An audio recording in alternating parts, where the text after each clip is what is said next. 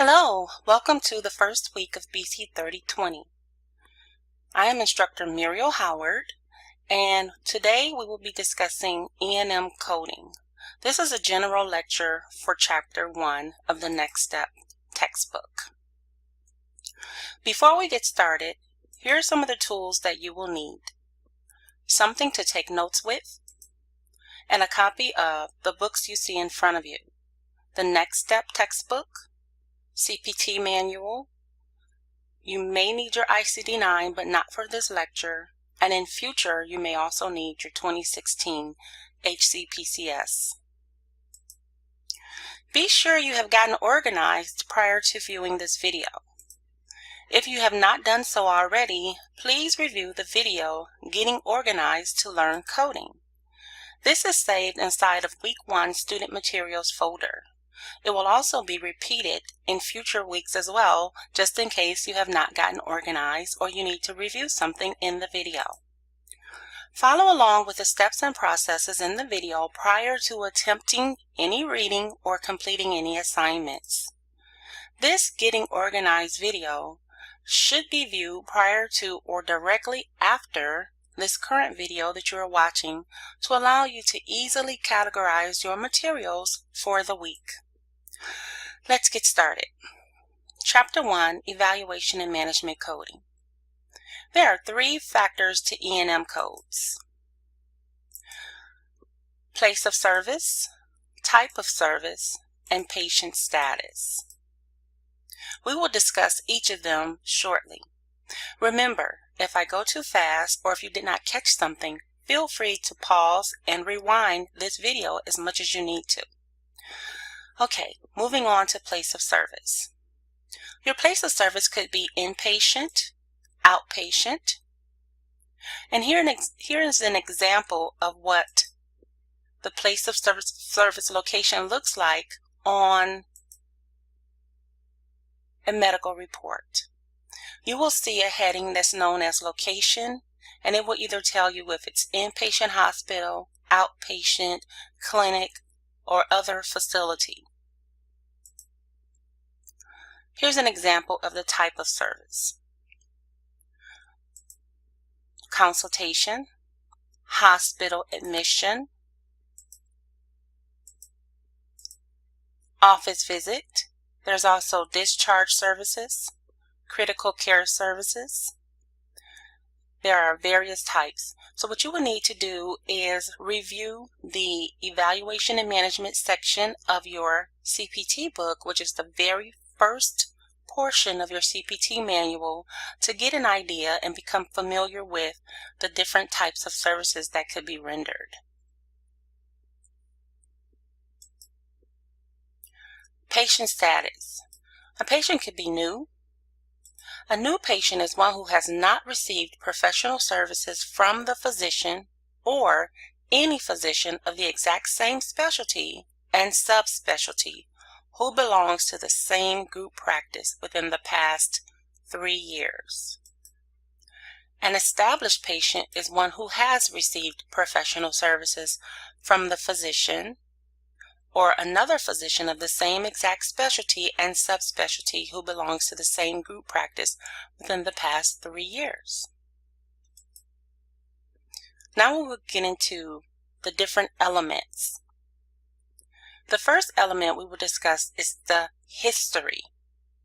Remember, we have subjective, objective, assessment, and plan.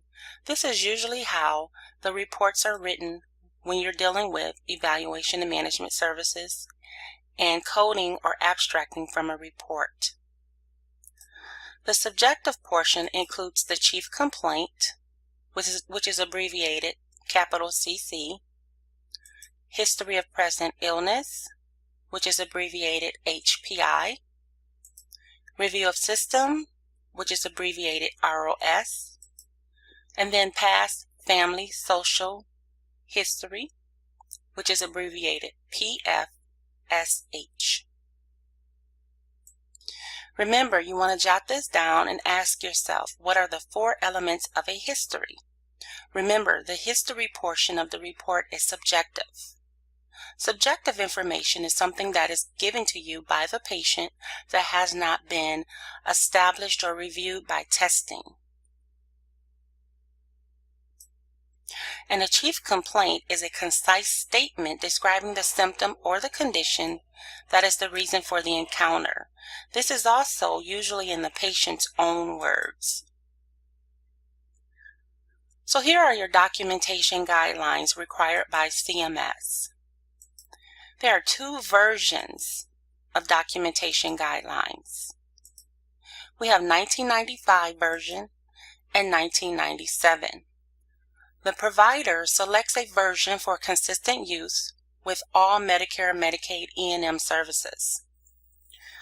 This textbook is based on the 1995 E&M guidelines. This means that you do not have to go and research anything related to 1995 because all the rules and guidelines that we talk about on this lecture and in your textbook will give you everything related to 1995 guidelines.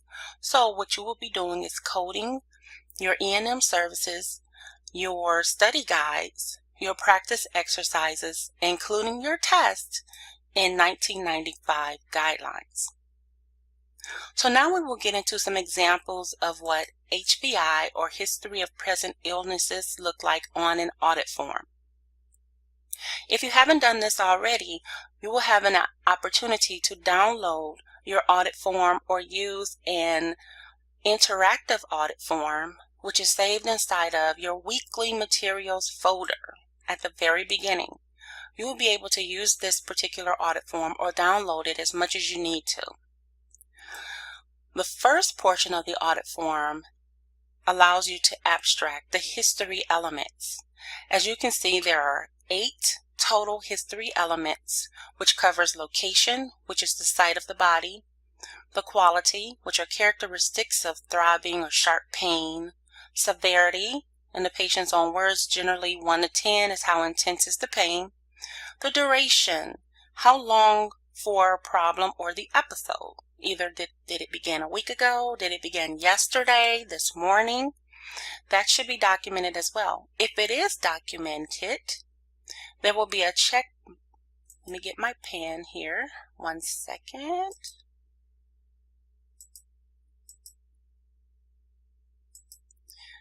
There should be a check mark in every area that's documented. These are example check marks. They do not go or coincide with any of the examples that I'm going to show you. This just shows how the audit form should be completed. You could either put X's here like this example or put number 1s, and then you can get a total at the bottom. So if you see it documented, then this is what you do. You check off that area. And we'll discuss this more in the Breaking Down Coding Cases video. Remember, these are just examples of what the different areas of the audit form looks like when it's completed. Here's an example of what an HPI looks like in a medical record. And as you can see, well, this case will be quite familiar to you. You'll probably run into it this week. And pay attention. I've highlighted different portions of the report to show what the provider has pulled from the patient's history. These are things that the patient has described related to what happened to him today and why he's here for this particular visit. And as you can see, these are just a broad statement. HPI is just a broad statement describing how they were injured or how this particular accident happened or what's causing their pain. Now we'll discuss the levels of HPI. We have 4 levels. They may be problem-focused, expanded problem-focused, detailed, or comprehensive based on the physician's physical judgment regarding the patient's needs. You have HPI pretty much are a brief or extended. There's only 2. However, there's 4 levels. Expanded problem focus is discussed further in detail in the book that gives you the ability to differentiate from problem focused. The same with detailed and comprehensive. As you can see, both of them are named extended, and we're looking at this top line here. Both of them are known as extended 4 or more, but there is one rule that differentiates comprehensive over detailed. And remember, you must read the chapter in order to tie all of this information together. The next area of history we will discuss is review of systems on an audit form. So here are the review of system elements. There are 14 total elements. Constitutional explains weight loss, fever. Ophthalmologic are the eyes, if the provider mentioned something related to the eyes. Otolaryngologic, ears, nose, mouth, and throat. Cardiovascular, respiratory, gastrointestinal, genitourinary, musculoskeletal, integumentary, neurological, psychiatric, endocrine, hematologic, and lymphatic. And of course, allergic and immunologic. What you will need to do is review some of the sample cases that is completed in the textbook, and it will describe various portions of constitutional so that you can understand what the provider saw and why it's documented or not documented. This particular example does not have it documented because the case that this comes from, which is figure 1-3, so this is a case in the textbook, and you'll see this figure. The case that it comes from, the provider did not mention constitutional, so it's not checked off. System is listed on this chart underneath HPI, and as you can see, in order to be like problem focused, he does not need to review or list anything related to the systems that he's reviewing. Problem pertinent, he can just mention one portion of the organ system that he's reviewing.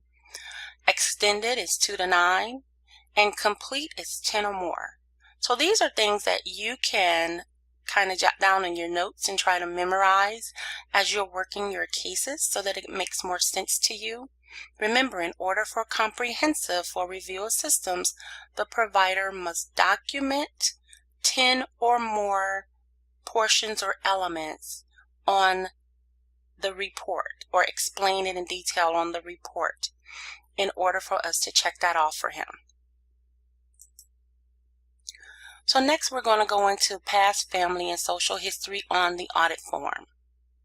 Past family and social history, or PFSH. The elements are whether the person has had operations, injuries, treatments, and is on current medications.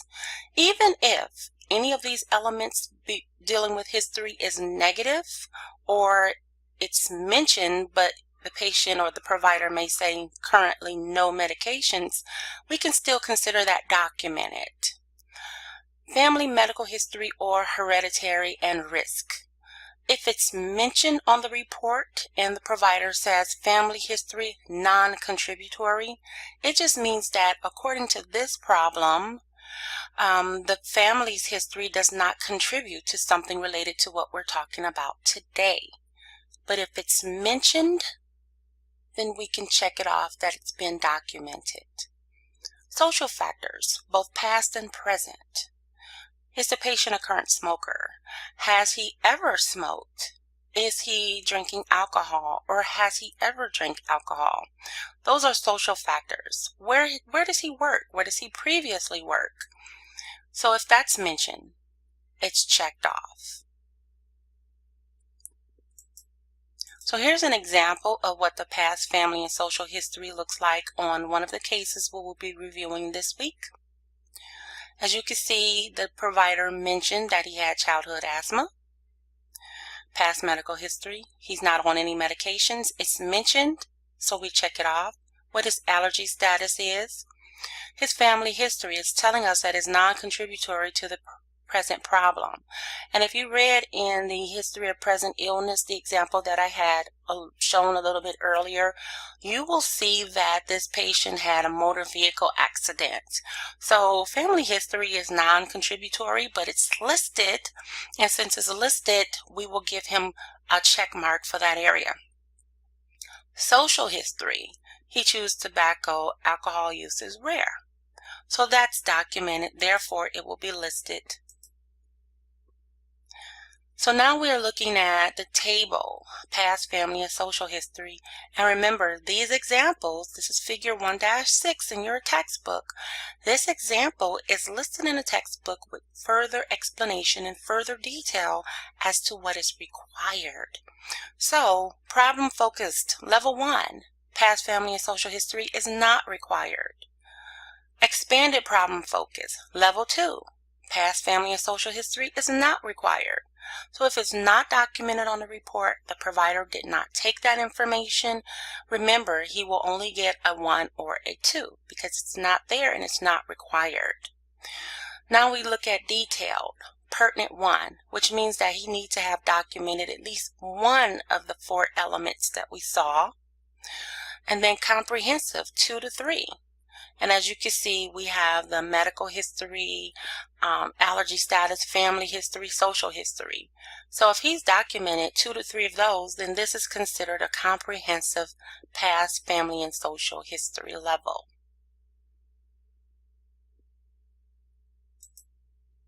So here's what the completed history section of the audit form looks like.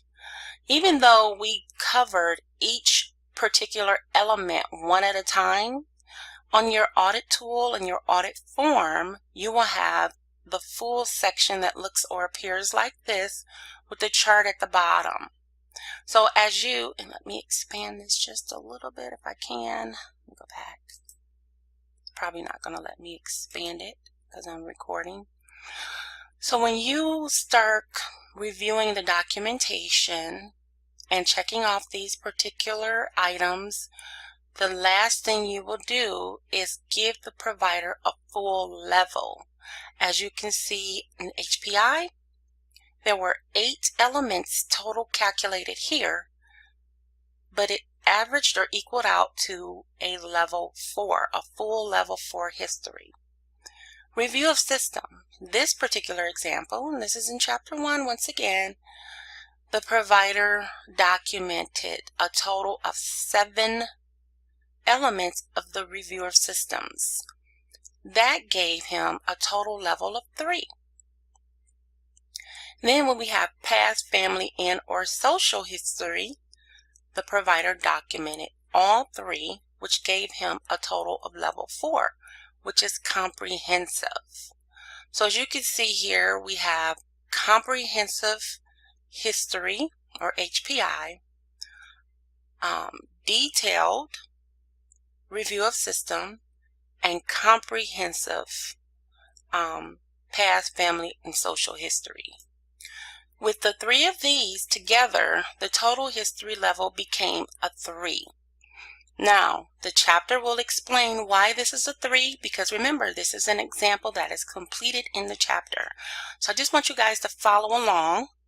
And what you need to do is after you complete your history section of your audit form, take a break, go back, read and review, check your notes, check what the requirements are for comprehensive, check what's required and what's not required. Remember, review of systems for problem focus does not need to be completed. Past, family, and social history does not need to be completed. As far as the level 2, review of systems, he needs at least 1. Past, family, and social history, he needs none.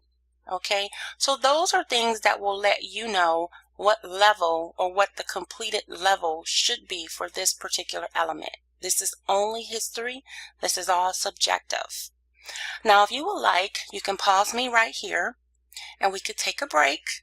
You can go through the chapter and just focus on your history. Then you can come back and move on because we're going to go into the examination elements next. Okay, so hopefully you've taken a break and you now have a better understanding of the history elements. From here, we'll move on to discuss the examination elements, which is considered the objective portion of the report or the E&M report. And as you can see, the examination elements are divided by constitutional, which is your blood pressure, sitting or lying. They both have to be documented, or one or the other, in order to be checked off. The pulse, respirations, and general appearance. Now, one of the rules with constitutional elements regarding how to count them is that it doesn't matter how many of them are checked off. It only constitutes as one total area to be added to the total. And we'll discuss that a little bit later. Okay, so now we're moving into body areas, which is abbreviated BA. We have the head, including the face, the neck, the chest, the abdomen, genitalia, and the back, including the spine and each extremity. However many of them are documented in the examination can be checked off here. So remember, you will review your examination portion of the report for the constitutional, body areas, and organ systems, as well as in the history, they represent the review of systems. Moving on to your organ systems, we again have the ophthalmologic, which are the eyes, otolaryngologic, ears, nose, mouth, and throat, cardiovascular, respiratory, gastrointestinal, genitourinary, musculoskeletal, integumentary, which is the skin, neurologic, psychiatric, and hematologic, lymphatic, and immunologic. These are identical to the areas on the review of systems. And as you can see, the total is calculated at the bottom. And then it's further divided as the full total, which includes 9, and then they did a parenthesis of 7 because they counted just the organ systems and the constitutional. The body areas were not included in the total. And this is a rule that is explained further in the chapter. So once you review this section or the examination elements of the textbook, you'll explain why it will explain why the body areas were excluded from the total number. Now we're going to look at the report again to see how the examination areas are abstracted. Once again, we have the provider mentioning the neurologic. He's labeling it neurologic. And even if he doesn't label neurologic, as you can see, some of the specific points that he discussed is that the patient is awake, alert, fully oriented. And then he's talking about cranial nerves are grossly intact. This is also a part of the neurologic. Head, ears, eyes, nose, and throat. And then he talks about the extraocular movements, which are the eyes. Full details, some more about the eyes and the pupils. Facial strength. Grossly normal motor strength bilaterally in the upper and lower extremities. So here he's talking about the arms and legs. So that can be checked off. Reflexes, this is musculoskeletal systems like the biceps, triceps, and brachioradialis.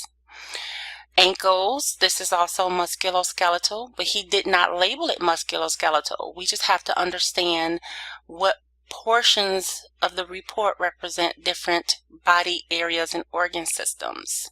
His gait is not tested, so that's not going to be included.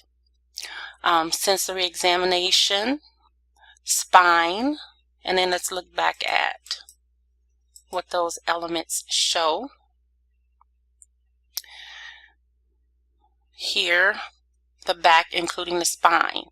So if this particular portion of the audit form was being completed for the case that we're looking at, which it isn't, remember it's not, these particular check marks do not represent what we're looking at. I'm just giving you an example of what it looks like. But if this was being completed for the one report that we're reviewing, we would be able to check off the back, including the spine, because it's mentioned. Here, spine examination, cervical collar. Okay, so now we're going to talk about the examination levels. As you can see, there's 4 levels: problem focused, which includes either one organ system or body area; expanded problem focus, which is limited to the affected body area or organ system and other related organ systems. That's 2 to 7. Detailed, extended of the affected and other related organ systems. 2 to 7 is extended. And as you can see, 2 to 7 is expanded and 2 to 7 is detailed. The book gives us allows us to differentiate what the difference is between a level 2 and a level 3. As you can see, they seem similar, but this says limited, this says extended. And when we're dealing with the 1995 guidelines, the extended pretty much means that the provider gave 2 or 3 points about one organ system in his report. So let's go back and look at the report again. Excuse me. So here he's talking about extraocular movements. Then he's also saying more details about the eyes, their conjugate, the pupils. Okay, facial strength is intact. So he has 1, 2, 3, 4, 5 points about the HEENT. So that's detailed. The limited is if he's just speaking about 1 or 2 of these. So I believe the 1995 guidelines requires 3 points to be made about this area in order to be detailed versus limited. And that's how you can tell the difference between detailed and limited. Okay, so the examination levels, once again, we have, I gave you some more information regarding detailed and the difference between expanded, problem focused, and detailed, and now moving on to comprehensive. As you can see, comprehensive requires 8 or more of the 12 or 14 in order to be considered comprehensive. And your textbook explains that in detail. Remember, you have general, multi-system, organ systems only, and as you can see, it says organ systems here, which means that the provider must mention at least 7 points about different organ systems on the list of the examination. And we can add 1 for the constitutional elements to make that an 8. So that makes it comprehensive. If it's less than, then of course it does not qualify or quantify for the comprehensive examination. And you'll become more familiar as you practice. Remember, there are several cases in Chapter 1 that allows you to practice your cases. You can always download the information that you need to cover as far as getting the answer keys from your practice exercises area, and also excuse me, I'm trying to decrease the volume on this other computer. The inside of your weekly materials folder, remember, you have to go through that and pull all of your resources, and you'll have the answer keys for the cases in the book.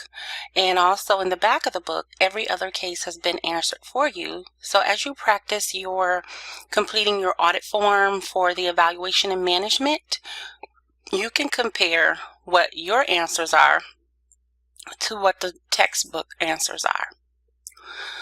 Okay, so the last element for evaluation and management is the medical decision making, or I want to say the key component, the last key component. You have diagnosis or management options for the provider to review. You have the amount and complexity of data to review, and then the risk to the patient. So we can ask ourselves, what is the basis of the medical decision making, or MDM complexity? Based on the complexity of the decision the physician must make regarding the patient's diagnosis and treatment options. Does he need to hospitalize the patient? Can he just send them home with a prescription? Do they not require any prescriptions? Do they only need stitches? So those are things that we have to review. So MDM complexity is based on 3 elements: the number of diagnosis or management options. So the patients with 2 or more diagnoses, chronic conditions, and that's explained in the chapter. For example, a patient with hypertension and diabetes, that's, self-controlled. We think about that. The amount and complexity of data to review. So for example, if he ordered lab work, if he ordered x-rays, if he's reviewing previous test results, risk of complication or death if the condition goes untreated, should he send the patient home, should he have further testing done. So some more management options in detail. They must be stated or implied decisions regarding plan or evaluation. Improving, well-controlled, resolving. So those are some of the statements. Worsening, inadequately controlled, failing to change. Ordering, planning, or performing additional assessments. Referrals, consultations, and documentation. Data to be reviewed, once again, laboratory, radiology, or diagnostic studies, whether he requested them or reviewed them. Old records, once again, relevant findings noted. Physician to physician discussions, for example, consultation, he needs to talk to a specialist. So those are things that will probably be mentioned in his assessment and plan portion of the report. Now we're going to look at risk. So if you can determine what the risk levels are, you can see minimal, low, and the presenting problem are self-limited, minor, like an insect bite. Level 2, we have 1 stable chronic illness, well-controlled hypertension or insulin-dependent diabetes. Moderate risk is 1 or more chronic illness with mild exacerbation, progression, or side effects of treatment. And then these are other options. For example, these are just examples, but these are things that we have to think about when we're talking about the level of risk and we're making a determination for his MDM. So as you can see here, 2 or more stable chronic illnesses. Or then we have undiagnosed new problem with uncertain prognosis. He located a lump on the breast. Then moving on to high, level 4, we can think about 1 or more chronic illness with severe exacerbation. For example, a patient with chronic or congestive heart failure or chronic kidney disease. Those are things that we think about. Is it exacerbated? Is it severe? Is the patient having complications? Is the blood pressure high? Abrupt changes in neurological status. For example, the patient had a seizure or a transient ischemic attack, weakness, or sensory loss. The patient comes in where they have a loss of consciousness or they have an altered mental state. They can't remember what day it is. So those are things that are considered a high risk. So the question we can ask, how might the risk of complication or death be characterized as minimal or straightforward, low, moderate, or high?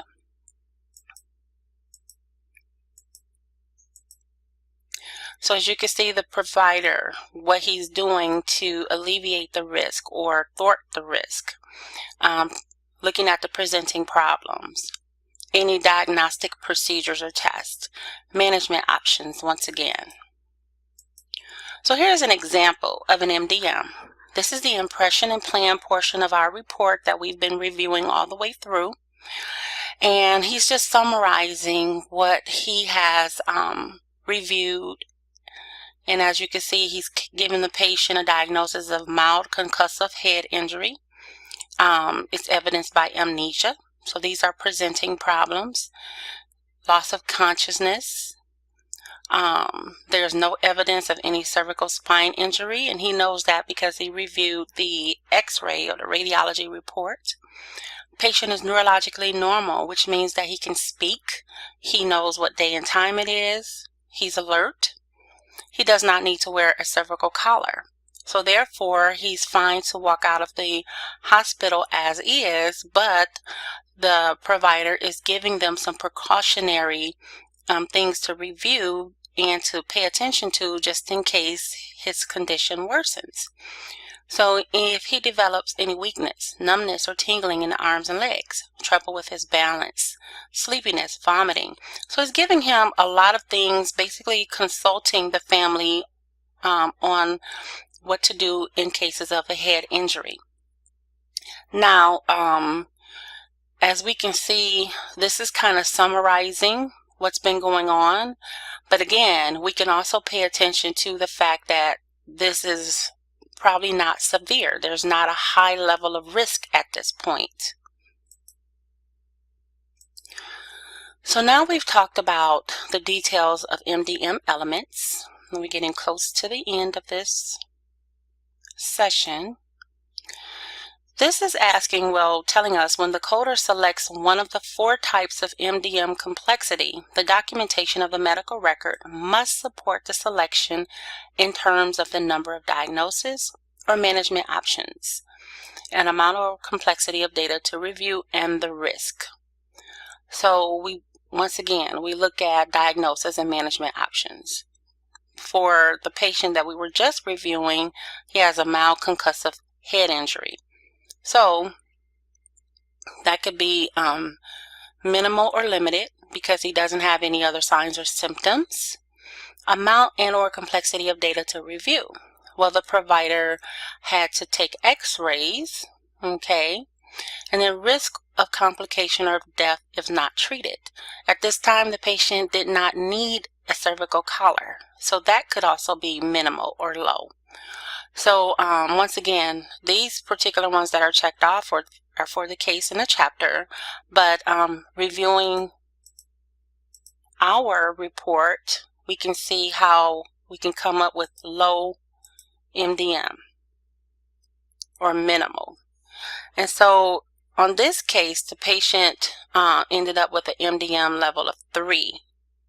But for our case, we probably get something less. So here are the levels explained. We have straightforward, low, moderate, and high. And then once again, we have 4 levels. This is telling us the number of diagnosis or management options, minimal, amount or complexity of data to review, minimal or none for straightforward, and the risk are minimal. Then we have limited, limited and low, and moderate, which is multiple diagnosis, a lot of tests and data to review, and high risk. Does the patient need hospitalization? Things like that. And then it gives us a little pointer that says to qualify for a given type of MDM complexity, 2 of 3 elements in the table must be met or exceeded. So the provider, and let's go back to the table. Right here, he could have had minimal, minimal, and then low. So if we have 2, 2, and 1, then we would possibly end with an MDM level of 2. So let's look at the chart again, which is low, okay, or straightforward. Straightforward is usually like a prescription, okay. Amount of complexity of data is just minimal or none. You can look at that, no test results, no x-rays, and the risk, minimal or low. And the chapter gives a little bit more detail about that.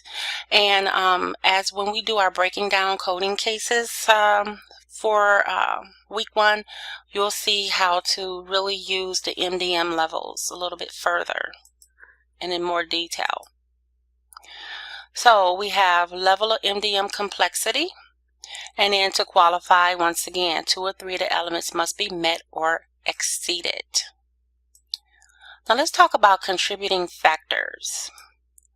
Counseling, coordination of care, nature of presenting problem. So, contributing factors are those conditions that help the physician to determine the extent of history, examination, and decision-making necessary to treat the patient. Contributing factors may or may not be considered in every patient encounter. So, counseling. What is counseling?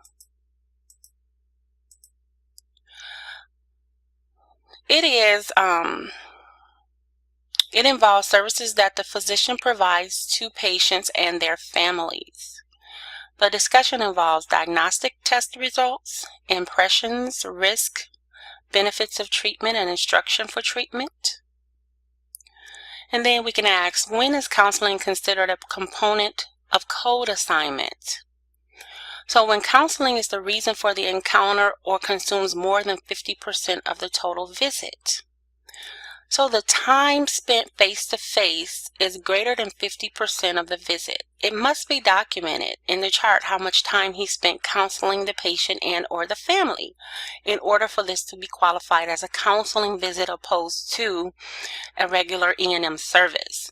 So you will see in different cases where the first few headings explain that this service is a consultation. So that's something that we can bypass in trying to figure out what it is. And there are some where it does not mention consultation. However, further down in the chart we may see that the time spent counseling the family was this, and then we can consider that as a consultation opposed to just an office visit. So we just have to pay attention to what we're reading.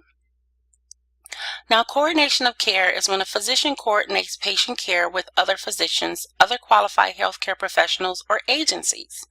So if it's a primary care physician, for example, he may have coordinated his care with a specialist, like a cardiologist. So that's what that means. And nature of presenting problem.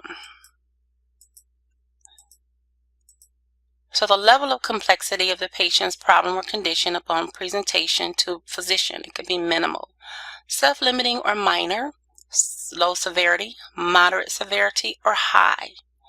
So those are different things related to MDM. Time is direct or face-to-face, physician with the patient, or on the unit floor, including non-face-to-face time, working on behalf of the patient, ordering tests, reviewing past information. And if the time, once again, if the time exceeds 50%, greater than stated in the code, then time is considered in the code assignment. So conclusion. Be sure to follow up from this video with the week 1 breaking down coding cases video, where the example portions are completed on the audit tool. Thanks for viewing.